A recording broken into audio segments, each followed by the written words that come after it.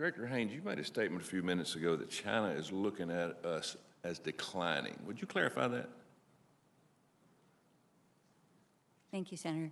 Just clarify it in the sense that Declining. You said China is looking at us as basically a declining nation. Could you clarify that? Sure. Leadership has made various public statements that indicate that they see the United States as a declining power. It's obviously not what I believe, but that is their perception. Okay. Thank you. You know, many throw around the stat that U.S. spends more on defense than the next 10 or 12 countries combined. Yes or no? Is that correct, General? We spend a lot on defense, Senator. Director Haines? Thank you. Xi Jinping cements power in the CCP. How concerned are you that he's surrounded by yes men? And General Berrier, based on your intelligence, does this raise the threat level for a miscalculation, especially with regard to Taiwan? Senator, I think Xi is firmly in control of the party, of the military, and every aspect of Chinese society. We've had several generals tell us that they know for a fact he has yes men around him and implemented that. Does that concern you, though? I mean, is that different than has been in the past? Other dictators? Senator, I will take that for the record and come back to you. Okay, thank you. Director Haines, has North Korea taken any concrete steps toward complete, verifiable, and irreversible denuclearization at all that we know of? No, sir. Thank you.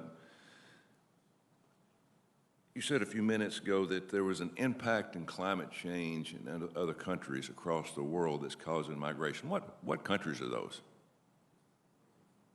Senator, we produced reports from the Office of Director of National Intelligence over, I don't know, I think the last 10 years, and we can make some of those available to you. But what we indicate is that the trend lines are such that over the next several decades, particularly in certain parts of Africa, you'll see climate have an impact on essentially conditions in those countries, in these areas in Africa, that is likely to promote migration across the continent at pretty increased levels, essentially. But that's been forever, though, right? I mean, it... No, the climate change is actually accelerating that. Okay, yeah, okay. It seemed likely, as my colleague Senator King said last week, that a cyber attack will be the first cure to the future of great power conflict. Director Haines, what can the United States do to deter our adversaries from cyber attacks? I mean, what's the best thing that we can do now? So, Senator, I think this is largely a policy question that our policy folks work on, but I think as a general matter, obviously there are a variety of theories of deterrence.